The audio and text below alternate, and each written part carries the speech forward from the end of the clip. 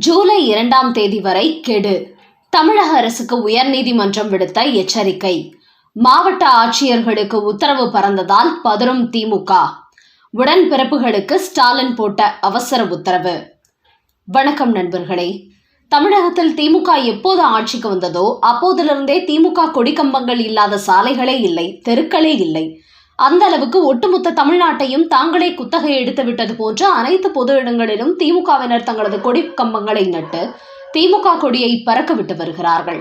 ஆனால் இதே போன்ற அதிமுக, பாஜக போன்ற எதிர்க்கட்சிகள் பொது இடங்களில் கொடிக்கம்பங்களை நட்டால் உடனடியாக காவல்துறை அவர்கள் மீது கடுமையாக நடவடிக்கை எடுக்கிறது.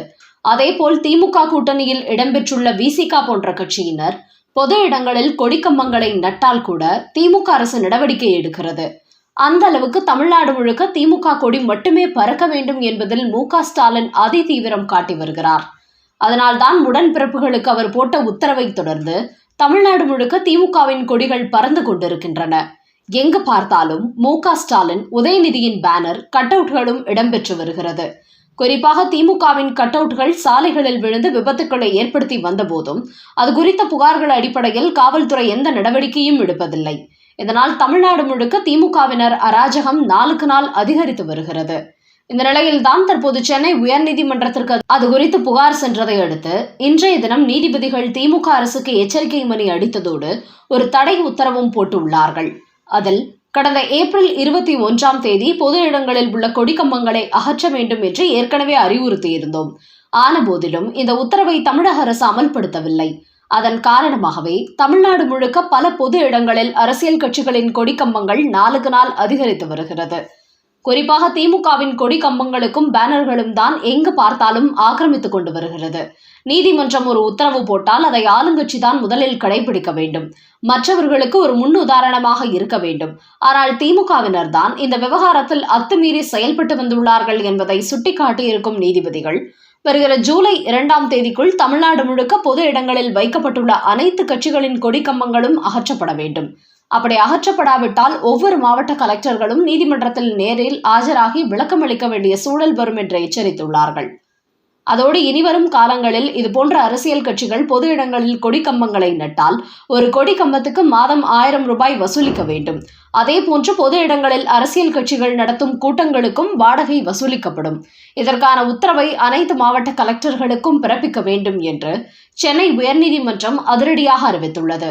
இப்படி உயர்நீதிமன்றம் ஜூலை 2ஆம் தேதிக்குள் பொது இடங்களில் நடப்பட்டுள்ள அனைத்து கட்சி கொடிக்கம்பங்களையும் அகற்றியாக வேண்டும் என்று அறிவித்திருப்பது அனைத்து அரசியல் கட்சிகளுக்குமே அதிர்ச்சியை கொடுத்திருக்கிறது. குறிப்பாக திமுக தான் இந்த விஷயத்தில் அதிகமாக அதிர்ச்சி அடைந்துள்ளது. காரணம், திமுக தமிழ்நாடே எங்களுக்கு தான் சொந்தம் என்பது போன்ற அராஜக போக்கை கடைபிடித்து வருகிறார்கள். திமுக கொடி எங்கு பார்த்தாலும் பறந்து கொண்டிருக்கிறது. இதன் காரணமாக இந்த தேதிக்குள் கொடிக்கம்பங்கள் அகற்றப்படாவிட்டால் நடவடிக்கை எடுப்பார்கள் என்பதனால் பொது இடங்களில் அத்துமீறி நடப்பட்ட திமுக கொடிக்கம்பங்களை உடனடியாக அகற்றுமாறு உடன்பிறப்புகளுக்கு அறிவாலயத்திலிருந்து ஒரு அவசர சுற்றறிக்கை பறந்திருப்பதாக திமுக வட்டாரங்களில் தெரிவிக்கிறார்கள். அதோடு இந்த விவகாரத்தில் காவல்துறை நடவடிக்கை எடுக்க வேண்டும் என்று சொல்லாமல் ஒவ்வொரு மாவட்ட கலெக்டர்களும் இது குறித்த நடவடிக்கையில் ஈடுபட வேண்டும் என்று நீதிபதி உத்தரவு போட்டிருப்பதால் தற்போது அவர்கள் இந்த விஷயத்தில் நடவடிக்கை எடுத்தாக வேண்டிய கட்டாயத்துக்கு ஆளாகி இருக்கிறார்கள். குறிப்பாக காவல்துறை திமுகவின் கை பாவையாக செயல்பட்டு வருவதால் நீதிமன்றம் போடும் உத்தரவுகளை திமுகவினரிடத்தில் அவர்கள் செயல்படுத்த மாட்டார்கள். அதன் காரணமாகவே மாவட்ட கலெக்டரிடத்தில் இந்த உத்தரவை பிறப்பித்துள்ள உயர்நீதிமன்றம் வருகிற 2ஆம் தேதிக்குள் அத்துமீறி நடப்பட்ட அனைத்து கட்சி கொடிக்கம்பங்களும் அகற்றப்பட்டு விட்டதற்கான அறிக்கையில் நீதிமன்றத்தில் தாக்கல் செய்ய வேண்டும் என்றும் உத்தரவிட்டுள்ளார்கள். என்றாலும் ஏற்கனவே கடந்த ஏப்ரல் 21ஆம் தேதிக்குள் பொது இடங்களில் நடப்பட்ட அனைத்து கொடிக்கம்பங்களையும் அகற்ற வேண்டும் என்று நீதிமன்றம் உத்தரவிட்ட போதும் அதை தமிழக அரசு கண்டுகொள்ளவில்லை. அதனால்தான் இந்த முறை தமிழக அரசை முழுமையாக நம்பாமல் இந்த விவகாரத்தை மாவட்ட கலெக்டர்களிடத்தில் உயர்நீதிமன்றம் ஒப்படைத்திருக்கிறது என்பது குறிப்பிடத்தக்கது. அடுத்த செய்தி. தனி கட்சி தொடங்க போகிறாரா அண்ணாமலை? அவதூறு செய்தி பரப்பும் திமுக ஆதரவு ஊடகங்கள். தமிழக பாஜகவின் முன்னாள் தலைவர் அண்ணாமலை பாஜகவின் வளர்ச்சிக்கு முழு காரணமாக இருந்தவர். என்றாலும் அதிமுகவுடன் அவர் எதிரும் புதிருமாக இருந்ததால் அவர் தலைவராக இருந்தால் அந்த கட்சியுடன் கூட்டணி வைக்க முடியாது என்பதனால் நயினா நாகேந்திரனை தலைவராக்கி இருக்கிறார் அமித்ஷா. இந்த நேரத்தில் மீண்டும் திமுகவுக்கு அண்ணாமலை அட்டாக் கொடுத்து வருகிறார். அதோடு 2026 தமிழ்நாட்டில் பாஜக ஆட்சி என்றும் ஒரு கருத்து வெளியிட்டார். இது தற்போது அதிமுக பாஜக வட்டாரத்தில் பெரும் பரபரப்பை ஏற்படுத்தியிருக்கிறது.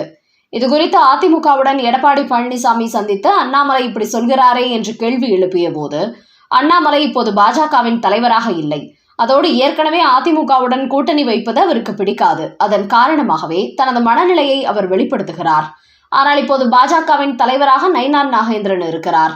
அதேபோல் அமித்ஷாவிடத்தில் தான் நாம் கூட்டணி போட்டு உள்ளோம். அப்படி இருக்கும்போது அண்ணாமலை பேசுவதை பெரிதாக எடுத்துக்கொள்ளாதீர்கள் என்று தனது கட்சியின் மாஜிகளிடத்தில் சொல்லி அனுப்பியிருக்கிறாராம் எடப்பாடி பழனிசாமி. ஆனால் அண்ணாமலை இப்படி சொன்ன கருத்துக்களை வைத்து திமுகவின் ஆதரவு ஊடகங்களான நக்கீரன் உள்ளிட்ட சில மீடியாக்கள் இந்த விஷயத்தை வைத்து அண்ணாமலை குறித்து அவதூறு செய்திகளை வெளியிட்டு வருகிறார்கள். அதாவது தன்னை பாஜக மாநில தலைவர் பதவியிலிருந்து நீக்கிவிட்டதால் அண்ணாமலை கொந்தளிப்பில் இருக்கிறார், அதோடு தனக்கு கட்சியில் நல்ல செல்வாக்கு இருக்கிறது என்பதை காட்டிக்கொள்ள வேண்டும் என்பதற்காக அமித்ஷா மதுரை வந்திருந்த போது தான் மேடை ஏறியதும் ஆதரவாளர்களை கைத்தட்டி ஆரவாரம் செய்ய வைத்தார். இதை அவர்களாக செய்யவில்லை, அண்ணாமலை சொல்லிதான் செய்தார்கள். அதை பார்த்து அமித்ஷாவே அசந்து போனார் என்று செய்தி வெளியிட்டுள்ள நக்கீரன் பத்திரிகை, அண்ணாமலையை பொறுத்தவரை அரசியலில் தனது செல்வாக்கை அப்படியே மெயின்டைன் பண்ண நினைக்கிறார். மற்ற பாஜகவின் முன்னாள் மாநில தலைவர் போல் அல்லாமல் தான் எப்போதுமே அப்டேட்டில் இருக்க வேண்டும் என்பதற்காகவே அடிக்கடி மீடியாக்களை சந்திக்கிறார். முக்கியமாக தனக்கு அடுத்தபடியாக முக்கிய பொறுப்பு தரவில்லை என்றால் தனி கட்சி தொடங்குவதற்கு அண்ணாமலை திட்டமிட்டுள்ளார். இதற்காகவே ரஜினிகாந்த் உள்ளிட்ட சிலரிடத்தில் அவர் பேச்சுவார்த்தையில் ஈடுபட்டுள்ளார். ரஜினிகாந்த் கட்சி தொடங்க இருந்த போதும் அண்ணாமலையை தான் தனது கட்சியின் முதலமைச்சர் வேட்பாளராக நிறுத்த திட்டமிட்டார் என்பதனால் தற்போது அவரது ஆதரவை நாடியுள்ளார் அண்ணாமலை. அதனால் பாஜக மேலிடம் தனக்கு முக்கிய பொறுப்பு தரவில்லை என்றால் அடுத்த அண்ணாமலை கண்டிப்பாக புதிய கட்சி தொடங்கி விடுவார் என்று பலரும் அவதூறு செய்தி பரப்பி வருகிறார்கள். இதற்கு அண்ணாமலை ஆர்மியினர் பதிலடி கொடுத்து வருகிறார்கள். அவர்கள் வெளியிட்டுள்ள பதிவில், எங்களது தலைவர் அண்ணாமலை எப்பொழுதுமே பாஜகவுக்கு விசுவாசமாக இருக்கக்கூடியவர், அதனால்தான் தன்னை தலைவர் பதவியிலிருந்து மாற்றிய பிறகு அவர் திமுகவுக்கு எதிரான அரசியலை முன்னெடுத்து வருகிறார். 24 மணி நேரமும் பாஜகவின் வளர்ச்சி குறித்து அவர் யோசித்துக் கொண்டிருப்பவர். அப்படி இருக்கும்போது அவர் தனி கட்சி தொடங்குவதற்கு வாய்ப்பில்லை. ஆனால் திமுகவோ அண்ணாமலை மீண்டும் தங்களுக்கு எதிரான அதிரடி அரசியலை கையில் எடுத்து விட்டதால் பயப்பட தொடங்கிவிட்டார்கள்.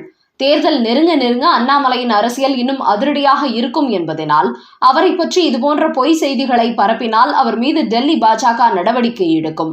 அதன் பிறகு அண்ணாமலைக்கு முக்கியத்துவம் கொடுக்க மாட்டார்கள் என்று இதுபோன்ற வேலைகளை செய்கிறார்கள். ஆனால் அண்ணாமலை தனி கட்சி தொடங்க போவதாக யார் அவதூறு பரப்பினாலும் அதை டெல்லி மேலிடமோ தமிழக பாஜகவோ நம்ப மாட்டார்கள்.